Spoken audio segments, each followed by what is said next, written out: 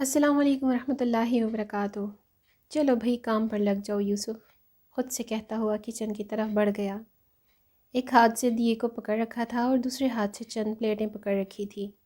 10 minute کے راستے کو 5 منٹ میں طے کر کے دوڑتا ہوا کچن سے برتن لے کر باغ میں جاتا اور پھر برتن باغ میں رکھ کر واپس کچن میں آتا۔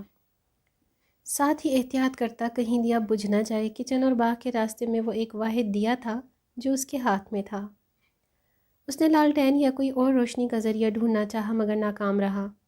برتنوں کا ڈھیر کچھ کم ہوا تو وہ باغ میں آرام کے لیے بیٹھ گیا۔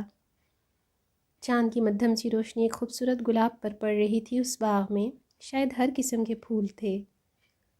وہ گلاب کے کچھ قریب گیا۔ جیسے ہی اس نے اپنے ہاتھ گلاب کی طرف بڑھایا تو فوراً ہی کسی کی آواز آئی، مت توڑنا اسے۔ جیسے ہی وہ پیچھے مڑا تو اپنے پیچھے اسی لڑکی کو پایا جو سوالیہ نظروں سے اسے دیکھ رہی تھی۔ کیا کرنے لگے تھے تم؟ پھول توڑتے لگے تھے تم؟ نہیں، میں ایسا کچھ نہیں کرنے والا تھا، معنی خیز مسکراہٹ سے یوسف بولا۔ جیسے مجھے تو تمہارا پتہ ہی نہیں یوسف۔ جی ہاں، آپ کو میرا نہیں پتہ، یوسف نے مختصر کہا۔ یہ گندے برتنوں کے ڈھیر کو یہاں جمع کرنے کو تو نہیں کہا تھا، تو میں یہ کیسے دھو سکتا ہوں اپنے ہاتھوں سے؟ آپ کا اور مذاق میرا کوئی ہے؟ یوسف نے مسکراتے ہوئے کہا۔ نہیں تو سچ میں تم نے ہاتھوں سے ہی دھونے ہیں، میں یہ جانتا ہوں، مگر پہلے مجھے تھوڑا سا آرام کرنا ہے۔ تم کیا کسی ریسٹ ہاؤس آئے ہوئے ہو؟ میں نے تو نہیں کہا کہ میں ریسٹ ہاؤس آیا ہوا ہوں۔ آئی بروز اوپر اٹھا کر یوسف نے کہا۔ جو بھی ہے، روشنی ہونے سے پہلے تم نے یہ کام ختم کرنا ہے، نہیں تو جو ہوگا اس کے ذمہ دار تم خود ہوگے۔ اچھا جاتا ہوں، یہ کہتا ہوا یوسف وہاں سے چلا گیا۔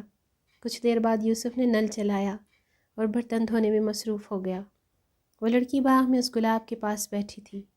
یوسف کی نظر ایک دو بار اس پر پڑی۔ بندہ ہوتا ہے کہ کام میں ہاتھ ہی بٹا دے، مگر یہ تو سچ میں ہی ظالم ہے۔ کچھ دیر بعد یوسف لڑکی کے پاس آیا۔ کیا کچھ مدد کرو گی میری؟ لڑکی نے یوسف کی طرف دیکھا۔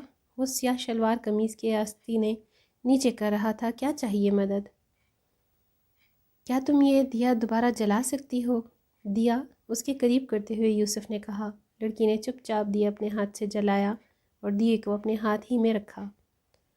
کیا مکمل کام کر دیا؟ یوسف نے دل میں کہا۔ پوچھ تو ایسے رہی ہے جیسے میرا ہی انتظار کر رہی ہو۔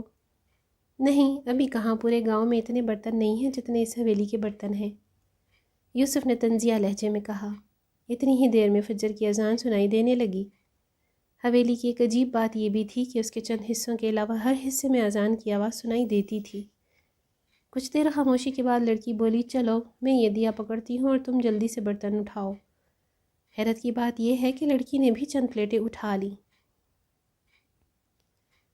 یوسف ہمیشہ سے ہی باتیں کرنے والوں میں سے تھا تو اس کا خاموش رہنا ناممکن تھا۔ ایک بات تو بتاؤ، کچن میں پہنچ کر یوسف نے کہا، میں تمہارا نام پوچھ سکتا ہوں؟ دیکھو، نام بتانے سے تو کچھ نہیں ہوتا، روشن آرا ہے نام میرا، لڑکی نے مختصر کہا اور باہر چلی گئی۔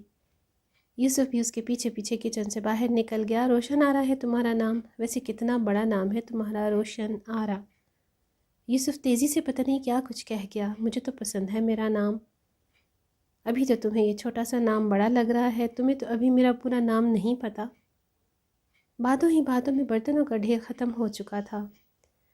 چلو اب جاؤ نماز پڑھو، تمہیں نماز کا پتہ ہے؟ یوسف نے حیرانگی سے کہا۔ نہیں، میں تو ہندو ہوں، روشن آرا نے طنزی انداز میں کہا۔ سچ میں تم ہندو ہو؟ روشن آرا اسے غصے سے گھورنے لگی۔ الحمدللہ میں مسلمان ہوں، ماشاءاللہ، پھر تو ہم بہن بھائی ہوئے۔ یوسف نے شرارت سے کہا۔ اللہ اللہ، میں تو تم جیسے کی بہن نہیں ہوں، کیا مطلب مجھ جیسا؟ یوسف کے ماتھے پہ کچھ بل نظر آنے لگے۔ بتاؤ گی تمہیں مختصر کر کے کبھی؟ اب جاؤ اور جا کر نماز پڑھو۔ یہ بتانا پسند کرو گی کہ حویلی میں اس وقت صاف پاک کمرہ کون سا ہے؟ وضو تو کرو پہلے۔ چلو نل چلاؤ، میں کرتا ہوں وضو۔ مطلب کیا ہے تمہارا؟ جیسے برتن دھوئے ہیں ویسے ہی وضو کرو۔ اچھا ظالم لڑکی، کرتا ہوں ویسے ہی وضو۔ جیسے ہی وہ نل کے پاس پہنچا تو روشن آرا کہیں پر بھی موجود نہ تھی۔